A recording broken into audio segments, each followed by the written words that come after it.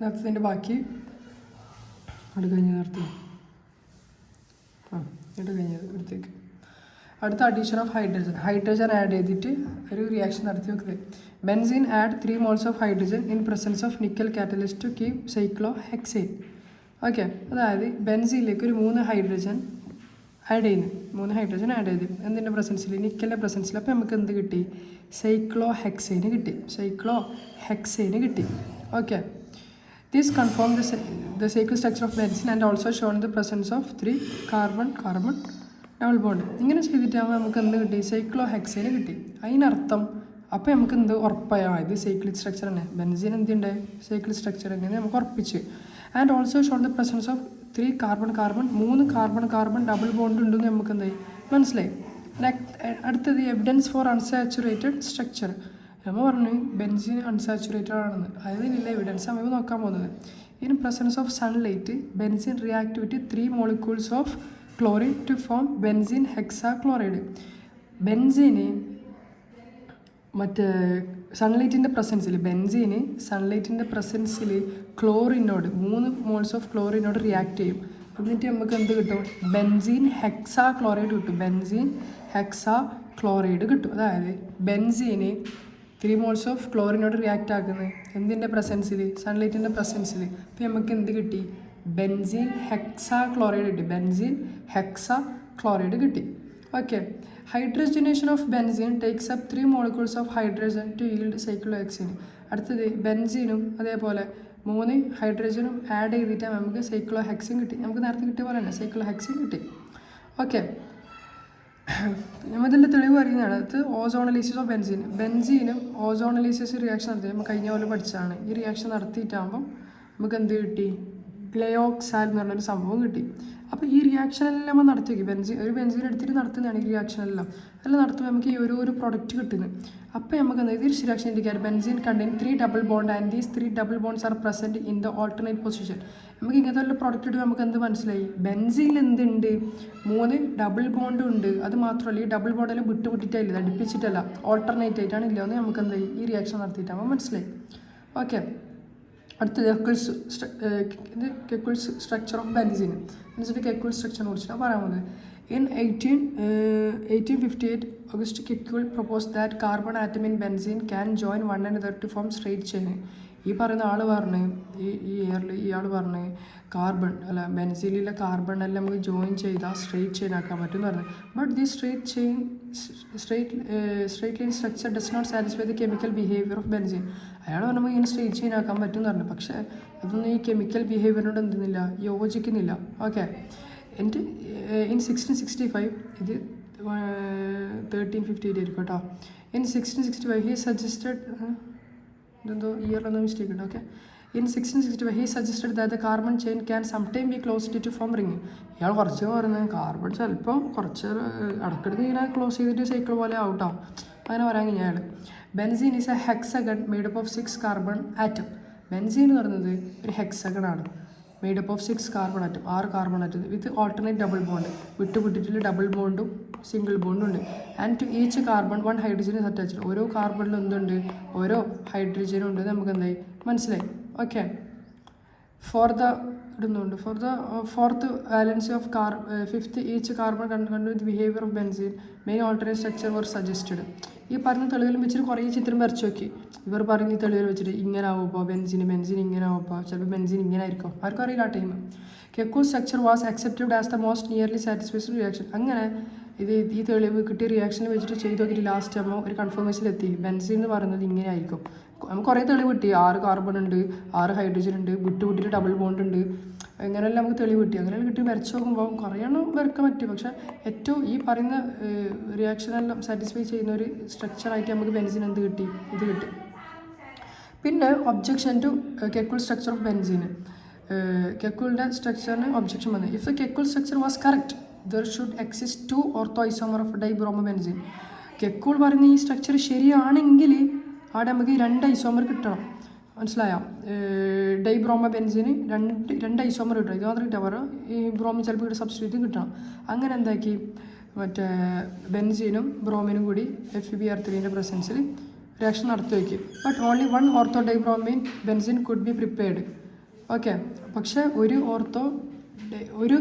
Ortho dibromo benzene മാത്രമേ prepare ആക്കാൻ പറ്റിയിട്ടുള്ളൂ. This is because double bond in benzene ring are continuously oscillating. പക്ഷേ നമുക്ക് ഒന്നേ കിട്ടിയിട്ടുള്ളൂ. അതിനർത്ഥം are continuously oscillating back and forth between two adjacent position. അതായത് ബെൻസിൻ്റെ ഈ ഡബിൾ ബോണ്ട് അങ്ങോട്ടും ഇങ്ങോട്ടും മാറിക്കളിക്കുന്നുണ്ട്. ഇതവിടെ പോകുമ്പോൾ ഇതിവിടെ പോകും, ഇതവിടെ പോകുമ്പോൾ ഇതവിടെ, ഇത് ഓസിലേറ്റ് ചെയ്തുകൊണ്ട് നിൽക്കുന്നുണ്ട്. മനസ്സിലായി? അങ്ങോട്ടും ഇങ്ങോട്ടും എന്ത് മാറുന്നുണ്ട്. ഇവിടെ ഡബിൾ ബോണ്ട് ഉണ്ടാവും, ഇവിടെ സിംഗിൾ ബോണ്ട്, അതിങ്ങോട്ടേക്കും പോകണം. അങ്ങനെ മനസ്സിലായി. ഇത് position of double bond in benzene is not fixed. ഈ ബെൻസിൻ്റെ ഡബിൾ ബോണ്ട് എന്ന് പറയുന്നത് ഫിക്സ്ഡ് അല്ല. ഇപ്പോൾ നമുക്ക് ഇങ്ങനെ വരക്കാം, നമുക്ക് ഇങ്ങനെ ബെൻസിൻ വരക്കാം. അതേപോലെ മാറ്റിയിട്ട് ഇപ്പോൾ ഇങ്ങനെ വരച്ചുകൂടെ. വീട് ഡബിൾ ബോണ്ട് ഇവിടെ വിട്ടിട്ടാണെന്നില്ല. അതിൻ്റെ അർത്ഥം എന്തത്? ബെൻസിൻ്റെ ഡബിൾ ബോണ്ട് ഫിക്സ്ഡ് ആയിട്ടുള്ള പ്ലേസ് ഇല്ല. ഒറ്റ നിയമത്തിൽ വിട്ടിട്ട് ഡബിൾ ബോണ്ട് നിൽക്കും. അത് ഓൾട്ടർനേറ്റ് ആയിട്ട് മാറിക്കൊണ്ട് നിൽക്കുന്നുണ്ട്. ഇപ്പുറം പോകുന്നുണ്ടാവും, ചിലപ്പോൾ ഇതിപ്പുറം വരും. മനസ്സിലായി? ഇത് ഓസിലേറ്റ് ചെയ്തുകൊണ്ടെങ്കിൽ മനസ്സിലായി. അതായത് ബെൻസിൻ്റെ ഡബിൾ ബോണ്ട് ഫിക്സ്ഡ് അല്ലാതെ മനസ്സിലായി. ഓക്കെ.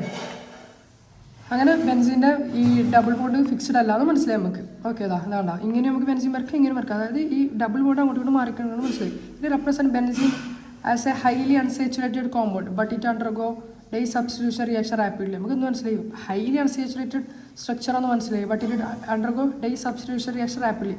ഡൈ സബ്സ്റ്റിറ്റ്യൂഷൻ റിയാക്ഷൻ പെട്ടെന്നായിട്ട് നടക്കുന്നു. മനസ്സിലായി? Orbital picture of benzene. ഇത് കുറച്ച് ഇമ്പോർട്ടൻ്റ് ആണ്. കുറേ വട്ടം ചോദിച്ചിട്ടുണ്ട് റെസൊണൻസ്, അതേപോലെ ഓർബിറ്റൽ പിക്ചറൊക്കെ. Okay. Orbital picture of benzene നോക്കാം. Benzene is a flat. Benzene എന്ന് പറയുന്നത് ഒരു ഫ്ലാറ്റ് പ്ലാൻ. ഈ മീത്തത്തിൽ ഈ നമ്മൾ പറഞ്ഞതിനെക്കാട്ടി ഇമ്പോർട്ടൻ്റ് എന്നെ വരാൻ പോകുന്നതാണ് തോന്നുന്നു. ഈ ഓർബിറ്റൽ പിക്ചർ ഓഫ് ബെൻസിൻ മുതലുള്ള. Okay. Orbital picture of benzene. Benzene is a flat planar regular hexagon molecule of 6 carbon atom having all carbon double bond all carbon double bond equal in length. അതായത് benzene എന്നത് ഒരു ഫ്ലാറ്റാണ്, പ്ലാനാറാണ്, regular hexagon, സാധാരണ ഒരു ഹെക്സഗണാണ്. Molecule of 6 carbon atom, അതിൽ 6 carbon atom ഉണ്ട്. എല്ലാ കാർബൺ ആറ്റോൻ്റെയും ബോണ്ട് ഈക്വൽ ലെങ്ത്തിലാണ്. 1.39 ആംസ്റ്ററാണ്. അതായത് ഈ കാർബണിൻ്റെ ദൂരവും ഈ കാർബൺ ദൂരം ഇതെല്ലാം എന്താണ്? ഈക്വലാണ്. 1.39 ആംസ്റ്ററാണ്. ആൻഡ് ബോണ്ട് ആംഗിൾ, ഒരു ബോണ്ട് തമ്മിലുള്ള ആംഗിൾ വരുന്നത് 120 ആണ്.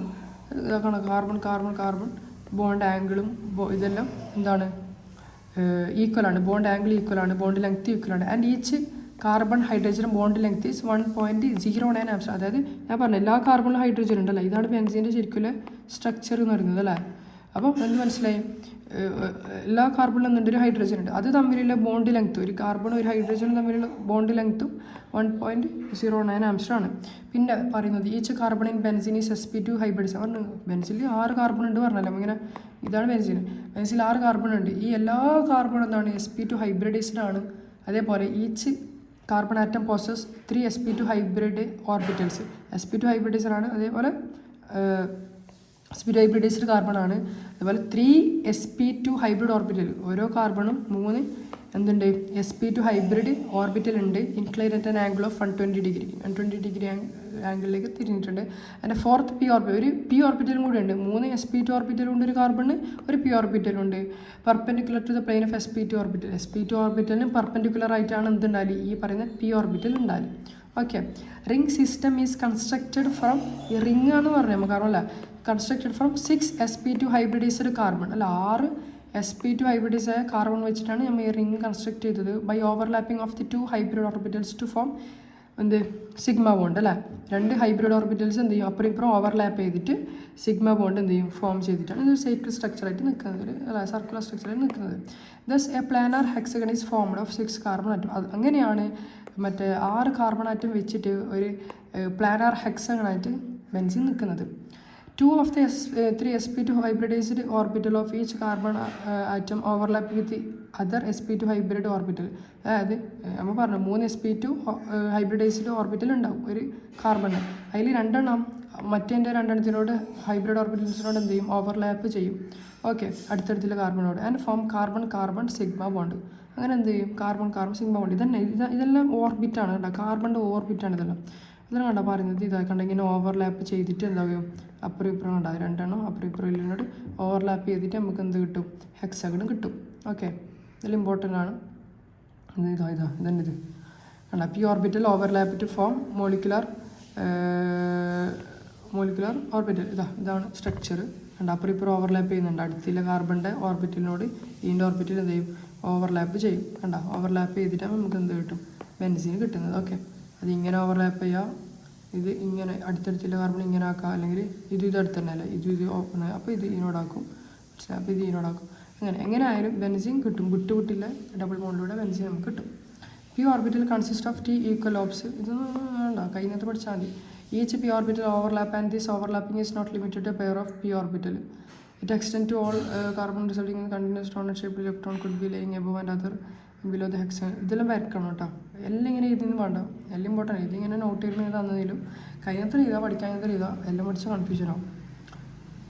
ഇതെല്ലാം സ്ട്രക്ചർ, കാർബൺ ബെൻസിൻ ഇങ്ങനെയൊന്നുമില്ലെങ്കിൽ ഇതെല്ലാം കാണിക്കുന്നത് അതിൻ്റെ സ്ട്രക്ചറും കാര്യങ്ങളൊക്കെ എഴുതാം. എങ്ങനെയാണ് ഡീലോക്കലൈസേഷൻ നടക്കുന്നത് അവിടെ കണ്ട, സൈഡ് വൈസ് ഓവർലാപ്പ് നടക്കുന്നുണ്ട് അവിടെ. ഇവിടെ pi electron benzene more loosely held. Okay, sigma electrons, ഈ പൈ ഇലക്ട്രോൺസ് ബെൻസിന് ഈ സിഗ്മ ഇലക്ട്രോൺസിനെ കാട്ടി